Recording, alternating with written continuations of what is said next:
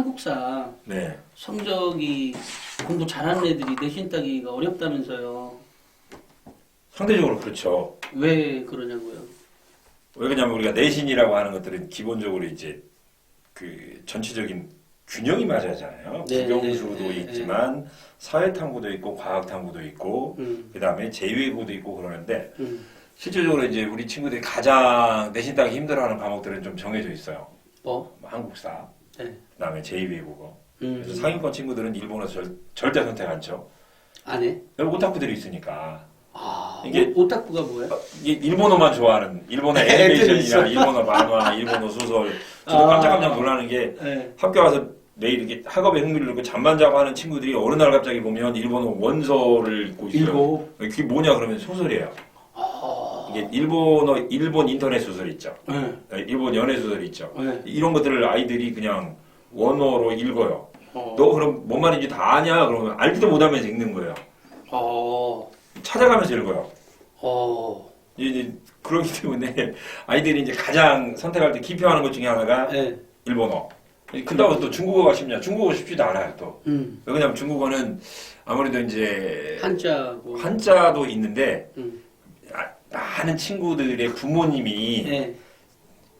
중국에 있는 회사로 간 경우가 많아요. 근데 이제 우리 친구들이 초등학교나 중학교 때가 되면 지금은 거의 대부분 없어졌지만 그 당시까지만 해도 부모님하고 2년 이상 갔다 오면 재외국민 특례 입학이 있었어요.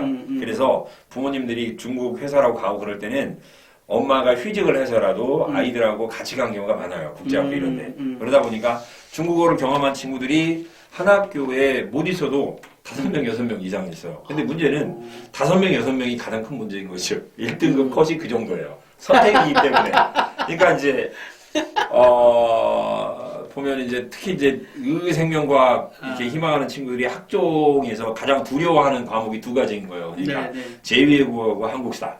특히 이제 한국사는 이제 암기할 게 많은 과목이다. 네. 이제 이런 식으로 소문이 난 네. 정평이 있는 과목이잖아요. 네, 그렇죠. 근데 이제 의생명과학 친구들 가운데는 지나친 암기를 싫어하는 친구들이 많고, 그 다음에 이제 또 하나는 의대 가는 애들이 의외로?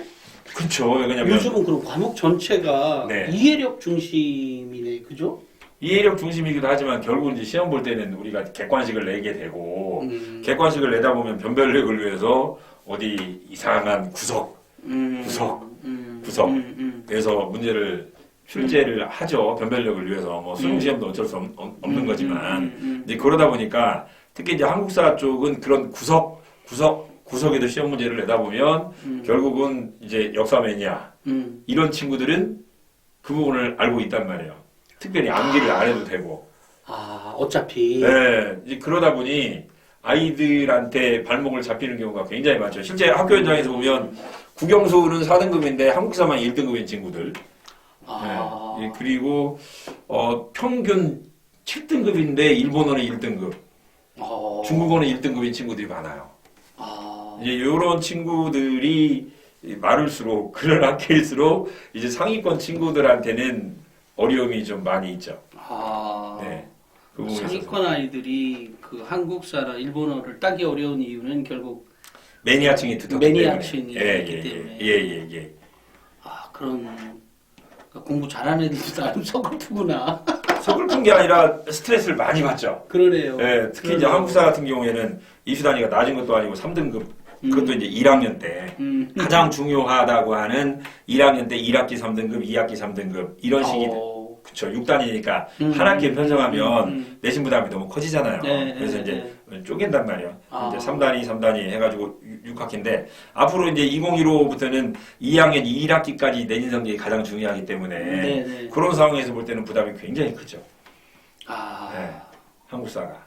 물론 이제 의생명과학으로 가면 제2외국어는 거의 한 학기만 하고 마니까 상관이 없는데 한국사는 우리 친구들한테는 좀 부담이 큰 게 사실입니다.